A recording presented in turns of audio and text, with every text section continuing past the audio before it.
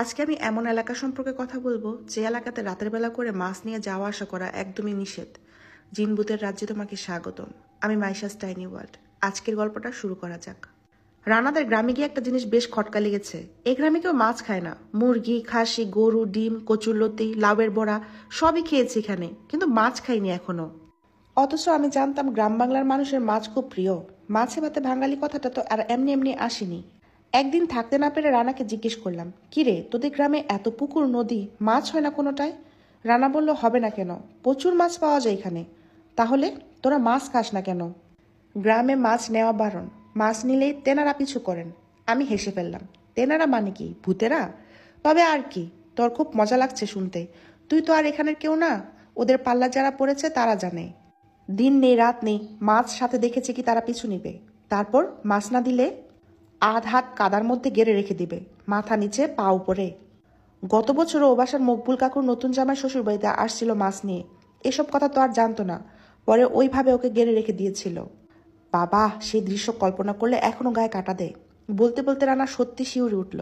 আমি বিরক্ত হয়ে বললাম, ধুর, চাপা মারারও একটা লিমিট থাকে। দেখ, তুই বিশ্বাস করবি না জানি, কিন্তু কথাটা সত্যি। এইখানে থাকতে আর মাছের নাম নিস না। ঢাকায় গিয়ে যা যত ইচ্ছা মাছ খাস, আমি খাওয়াবো তোকে। এখন চুপ থাক। আমারও জেদ উঠে গেল। এত চেষ্টা করেও তেনাদের দেখা পাই না। আজ দেখবো তেনাদের কত দৌড়। রাতে সবাই যখন গভীর ঘুমে তলিয়ে গেছে, তখন সাথে আনা বড়শি আর চার্জার লাইট নিয়ে বেরিয়ে পড়লাম। সাথে খাওয়ার জন্য এক বোতল পানি। রানাদের বাড়ি থেকে নদী কিছুটা দূরে। এর আগে কখনো মাছ ধরিনি নদীতে।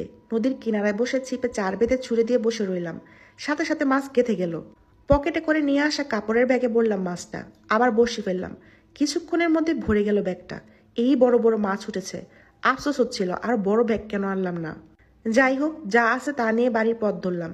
হঠাৎ মনে হলো পিছনে পায়ের শব্দ পাচ্ছি। পিছনে ফিরে দেখলাম কেউ নেই। আবার হাঁটতে শুরু করলাম। আবার পায়ের শব্দ।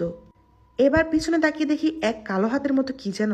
দেখে মনে হচ্ছে যেন ঘুমটা দেওয়া কোনো মহিলা আমার পিছন পিছন আসছে। আমি হাঁক দিলাম, কে ওখানে, কি চাই? কিন্তু কোনো উত্তর এলো না। আমি আবার হাঁটতে শুরু করলাম। দেখলাম জিনিসটা আমার পিছু পিছু আসছে। আমি দাঁড়ালাম, সেও দাঁড়ালো। আমি হাঁটা শুরু করতে আবার হাঁটা শুরু করলো। এবার একটু ভয় লাগলো। হাঁটার গতি বাড়ালাম। একটু পরেই বুঝলাম ওটা একা না। আমার আশেপাশে গাছপালা ঝোপঝাড়ের আড়ালে এমন আরো কয়েকজন আমার পাশে পাশে হাঁটছে। ভয়ে গলা শুকিয়ে গেল। তাড়াতাড়ি হাঁটা শুরু করলাম। সামনে তাকিয়ে হাঁটছি। এ সময় একটা অদ্ভুত দৃশ্য চোখে পড়লো। আমার সামনের রাস্তায় বেশ বড় কয়েকটা তাল গাছ ছিল। চেয়ে দেখি মানুষের মতো দেখতে কিছু ওই তাল গাছ বেয়ে বেয়ে টিকটিকির মতো নিচে নেমে আসছে, মাথা উপরে পা নিচের দিকে করে। আমার সাহস ওইখানেই শেষ। মাছগুলো ওখানে ফেলে দৌড়ে বাড়ি ফিরলাম। ঘরে ঢুকে দরজা জানালা লাগিয়ে বিছানায় শুয়ে পড়লাম, কিন্তু ঘুমাতে পারলাম না। একটু পরপর কে যেন বন্ধ জানালায় বাড়ি দিতে লাগলো। জানালায় বাইরে হাসির শব্দ, হাততালির শব্দ, এমনকি টিনের চালও জোরে জোরে শব্দ হতে লাগলো। সারা রাতটুকু যে কিভাবে কাটলাম সে কেবল আমি জানি। পরদিন সকালে রানাকে গিয়ে বললাম, আজকে ঢাকা চলে যাব, তুই বাসের টিকিটের ব্যবস্থা করে দে।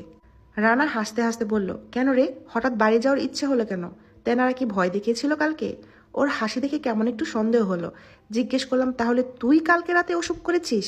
রানা হাসতে হাসতে একদম শুয়ে পড়লো। কোনো রকমে নিজেকে সামলে বলল, বাইরে যে দৌড়টা দিলি, ভিডিও করে ফেসবুকে ছেড়ে দিলে এতক্ষণে ভাইরাল হয়ে যেতে।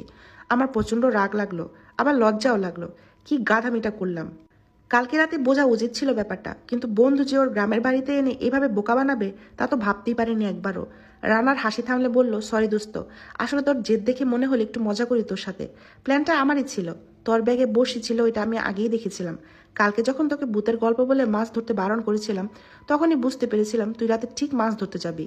তোর কেমন জেদ তা তো আমি জানি। আমার গ্রামের কিছু বন্ধুকে বলে রেখেছিলাম, তুই মাছ ধরে বাড়িতে ফিরতেই গায়ে শাড়ি পেঁচিয়ে তোর পিছু নিয়েছিল সবাই। আর তোর জানালা টিনের চালে যত শব্দ আমার করা। আমি বললাম, কাজটা ভালো করিসনি। ভয় তো আমি শেষও যেতাম। শেষ হইতি না তোর কই মাছের প্রাণ। তোদের গ্রামে তো অ্যাথলিটের অভাব নেই দেখি, যেভাবে কালকে তাল গাছ বেয়ে নিচে নামলো এক একজন। রানা একটু অবাক হয়ে বলল, তাল গাছ বেয়ে নামলো কে? কেন, তোরা যখন আমার পিছু নিয়ে এসিস তখনই তো কয়েকজনকে দেখলাম তাল গাছ বেয়ে নিচে নামতে। ওদের দেখেই তো ভয়ে দৌড় দিলাম। রানা চোখ বড় বড় করে তাকিয়ে রইল কিছুক্ষণ। এরপর বলল, আসতো আমার সাথে তাড়াতাড়ি। আমাকে নিয়ে রানা ওদের দুই বাড়ি পর একবারে উঠানে গিয়ে চিৎকার করে সুমন সুমন বলে ডাকতে লাগলো। এক মাঝবয়সী মহিলা বেরিয়ে এলেন। রানা তাকে বলল, কাকি, সুমন নাই বাসায়?